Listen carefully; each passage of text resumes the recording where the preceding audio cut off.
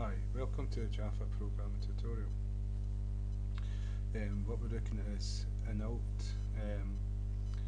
Java and system in and system out, and what we're using is buffers.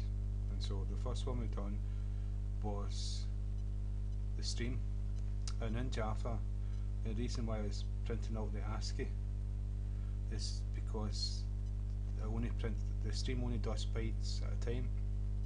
And so a byte is 0 to 256, I think it is, or 55, I'm not too sure. And what it is that's all the characters, the Latin characters, and control keys and different things like that. And so each one has each different integer number represents a different character. And so when this part here is, I've done another one which is a buffered reader, and so what you're doing is system in is a stream, and we've got a class, it's in between a reader and a stream, and that's called InputStreamReader. So it will convert the stream of system into a reader, and then the buffer reading handle it. And so a buffer reader will show you what you've typed in. It won't be bytes. So in Java there's a split between characters and bytes. Now the bytes is the ASCII code. It's Unicode for like bigger images, right? But we'll talk about ASCII code because it's simpler to understand. The alphabet and things like that. And so A has a certain code, integer number, and so does B and C, and so does all the numbers. And so if we look at it, if I run the program, when I type in 3, the code for 3 is an ASCII code which the computer understands, and when it receives this, it will print the ASCII character 3. And so you can see here 3 is number 51, and so if we stop the program and done it again, and so if we do 4, you'll see it's 52, and it's going to keep going up. And stop program again, continue, say that's, and what we're going to do is A, capital A and a small a is two different numbers. So if I hit enter, that's 97. So if I do B, you'll see it's not 97, it's 98. It's going to go up. And if I do capital A,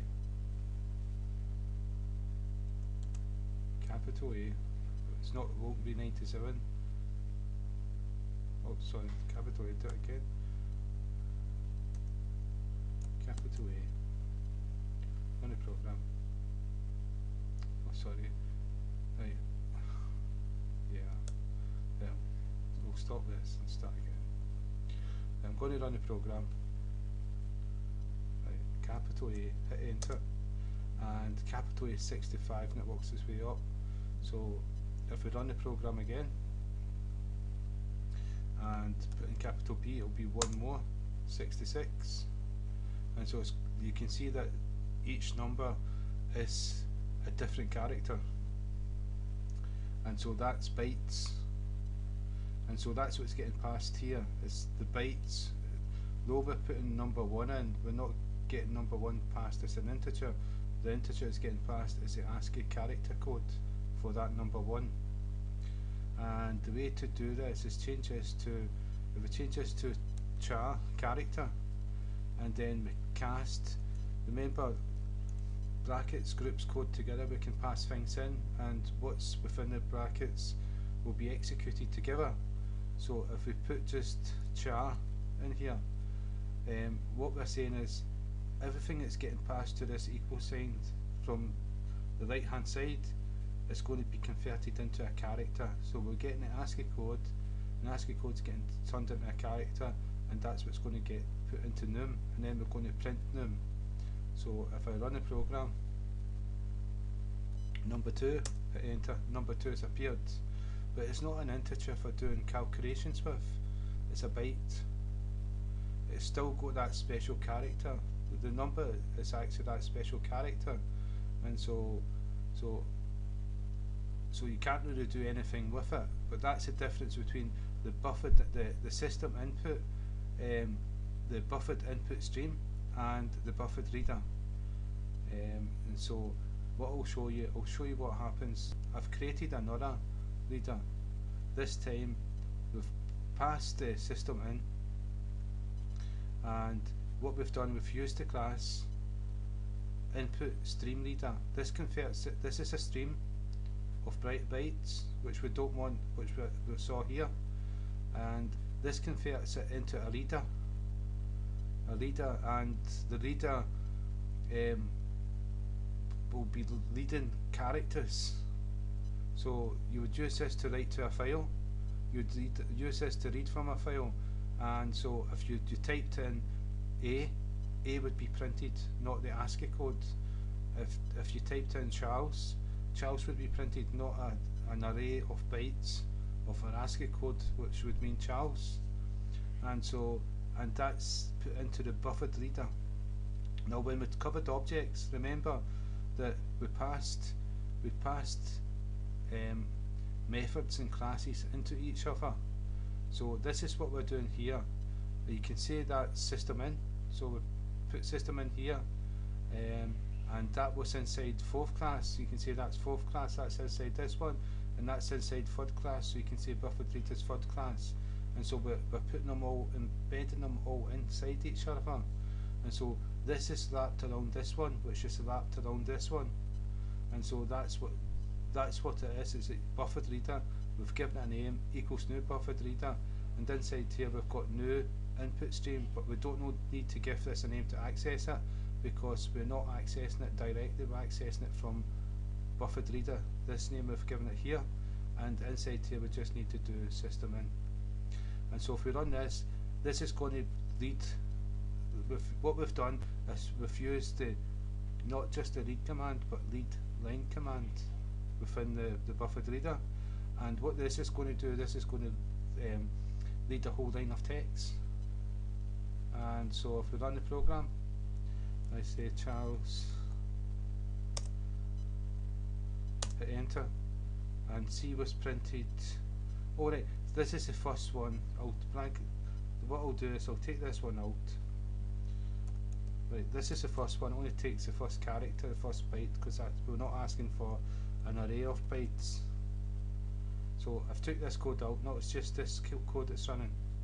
Hope that's not confused you. Right, so if I type Charles, hit enter, and it's printed name is Charles.